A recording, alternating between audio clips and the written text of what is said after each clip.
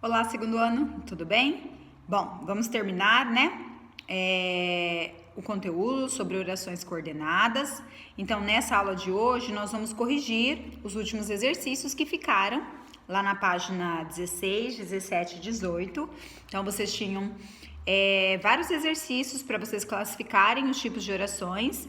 E aí, nós vamos corrigir para a gente poder terminar esse assunto, tudo bem? Vamos lá, então?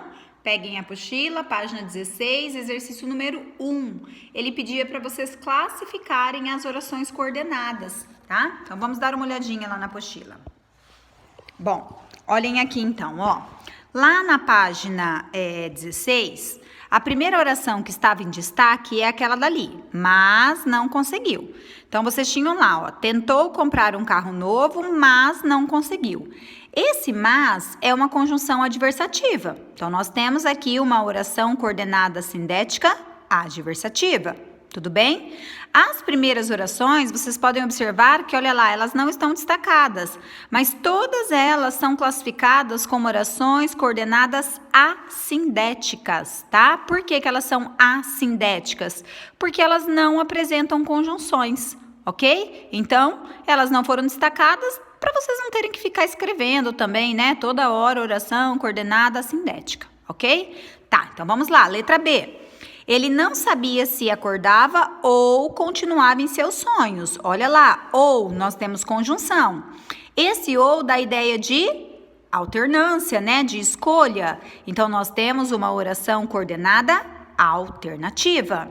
Ele queria ter um cachorro e plantar uma árvore. Olha lá, a segunda oração, ela está introduzida pelo e, que é uma conjunção aditiva. Então, nós temos uma oração coordenada sindética aditiva.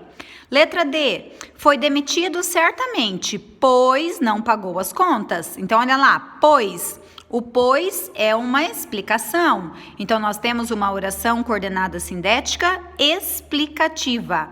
Letra E. Ele trabalha pouco, logo foi demitido. Conclusão, ideia de conclusão. Então, nós temos uma oração coordenada sindética conclusiva. Ora ele chora, ora ele sorri. Olha lá, a oração destacada iniciou pela conjunção, ora, é uma conjunção alternativa. Então, nós temos uma oração coordenada sindética alternativa. Letra G. Ele não cozinhou o feijão, nem arrumou a casa. Olhem a oração destacada, nem arrumou a casa, nem, da ideia de adição, não fez uma coisa e também não fez a outra. Então, nós temos aqui uma oração coordenada sindética aditiva. Pedro trabalha na feira, porém sua esposa não o acompanha nunca. Porém, ideia de adversidade. Temos aqui uma oração coordenada sindética adversativa. Letra I. Ele dorme muito. Devia, pois, sonhar mais. Olhem lá a oração em destaque. Ela não foi introduzida pela conjunção. Observem que nós temos aqui primeiro o verbo e depois a conjunção pois. Esse é aquele caso, né, que já havia aparecido na outra aula, que é uma ideia de conclusão. Então, nós temos uma oração coordenada sindética conclusiva. A letra J. O diretor deve ter alocado Marcos para a reunião externa, pois ele não veio hoje. Então, olha novamente o pois, só que agora ele está introduzindo a oração. Então, nós temos uma ideia de explicação, uma oração coordenada sindética explicativa. Letra K. O trabalhador preparou os campos, plantou, colheu no verão. Olhem essa oração, segundo ano, ela não foi introduzida por nenhuma conjunção. Então, nós temos aqui uma oração coordenada assindética. Ela não apresenta conjunções. Letra L. Quer ele seja padre, quer seja bispo, ninguém deve importuná-lo. Olha lá, quer isso, quer aquilo, ideia de alternância, oração coordenada sindética alternativa. Letra M, queria conhecer a Europa, contudo não conseguiu suas férias. Olha lá, contudo, não é uma conjunção muito comum, mas é uma conjunção que está introduzindo uma ideia contrária, uma ideia de adversidade. Então, nós temos aqui uma oração coordenada sindética adversativa. Letra N, Marcos queria falar com a mãe, entretanto não a encontrou. Então, olha lá, ele queria falar com a mãe, mas não a encontrou. Ideia oposta, ideia contrária, nós temos uma oração coordenada sindética adversativa. Tudo bem? Então, todas as frases, né, lá da página 16 e essas aqui da página 17 foram corrigidas. Se vocês erraram, se tiverem alguma dúvida, não esqueçam de me mandar uma mensagem, ok? Bom, depois nós tínhamos o exercício número 2. O exercício número 2, ele pedia para observar a frase que foi retirada de uma entrevista, tá? E depois ele pedia ali se o período ele era composto por coordenação ou subordinação. Então, vamos lá para a frase. A frase era a seguinte: John DeMol, criador do Big Brother, diz que os reality shows vieram para ficar e fala sobre o futuro da televisão. Bom, aqui nós temos várias orações, né? Vocês podem ver ali que nós temos o diz, que é um verbo, vieram, outro verbo, e fala, falar, que é outro verbo. Então, nós temos aí 3 orações. As duas primeiras, John DeMol, criador do Big Brother, diz o quê, tá? Então, eu preciso da outra frase para completar essa primeira. Então, essa primeira aí, nós temos um período composto com orações subordinadas. Uma depende da outra. Agora, o finalzinho, a terceira, e fala sobre o futuro da televisão. Esse e é uma conjunção dessas que nós estamos trabalhando, é uma conjunção aditiva. Então, aqui nós temos uma oração coordenada aditiva. Tudo bem? Então, nós vamos ter lá uma oração principal, que é o John DeMol, criador do Big Brother, diz. Essa é a oração principal. Nós temos a subordinada, que vai completar a principal, né? Qual seria a subordinada? Que os reality shows vieram para ficar. E nós temos a última oração, que vai ser uma oração coordenada aditiva, ok? Então, vejam aí o que vocês colocaram, se vocês conseguiram dividir corretamente as frases. Se vocês erraram, façam a correção. Bom, temos também o exercício 3. Exercício 3, nós tínhamos uma tirinha. Olha lá a tirinha. Eles se ajudam e se revezam para alcançar um bem comum. Aí aparecem lá os passarinhos, né? E depois, perceberam? Não há nada de humano nos pássaros, tá? Quer dizer o quê? Quer dizer, né, que os humanos, eles não se juntam, né? E se ajudam e se revezam aí para procurar um bem comum, tá?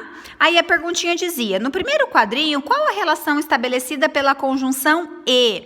Bom, esse e que foi usado aqui, ó, eles se ajudam e se revezam. Então, é uma ideia de adição, está acrescentando, né, uma atividade, uma ação à outra, ok?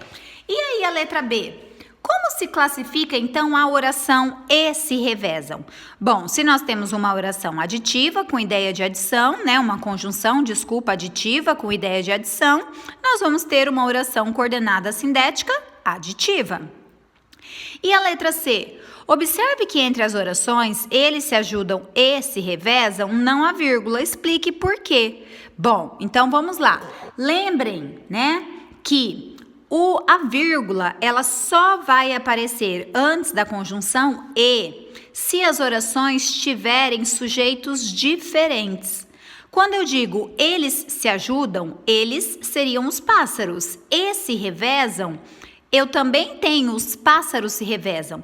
Então, na verdade, o sujeito ele é o mesmo para as duas orações. Então, por isso, não existe a necessidade de usar vírgula separando essas orações, ok? Depois nós temos o exercício 4. Leia a estrofe a seguir da canção Mais Uma Vez de Renato Russo. Então, vocês tinham uma estrofe de uma música, tá? De Renato Russo. E aí a letra A dizia assim: como se classifica a oração grifada? Então, olha lá. Ou que você nunca vai ser alguém. O ou é uma conjunção alternativa. Portanto, nós temos uma oração coordenada sindética alternativa. Qual a intenção do eu lírico ao utilizar as conjunções ou, tá? Então, a intenção do eu lírico é o quê? É apresentar, né, um conselho do que as pessoas, né, do que alguém tem que fazer. Alguns conselhos que devem ser seguidos. Então, olha lá, o eu lírico apresenta uma relação de conselhos que não devem ser seguidos, tá? Então, na verdade, as pessoas, elas não devem fazer isso. Porque se elas fizerem isso, né, isso não vai acontecer, tudo bem? Então, nós temos aí a ideia de alternância. E a número 5 pedia para justificar a pontuação, que seria a presença ou a ausência das vírgulas separando as orações. Então, olha lá. Carlos chegou e logo depois todos saíram. Por que aqui nós usamos uma vírgula antes do e? Porque aqui nós temos orações com sujeitos diferentes. Carlos chegou e logo depois saiu. Aqui nós não usamos a vírgula, por quê? Porque o mesmo sujeito da primeira oração, Carlos, é o sujeito da segunda, tá? Carlos chegou e Carlos saiu. Os meninos ainda não tomaram banho nem jantaram, tá? Aqui também, ó, é o mesmo caso do e. Nós temos duas orações com o mesmo sujeito, portanto, a conjunção ela não deve vir introduzida pela vírgula.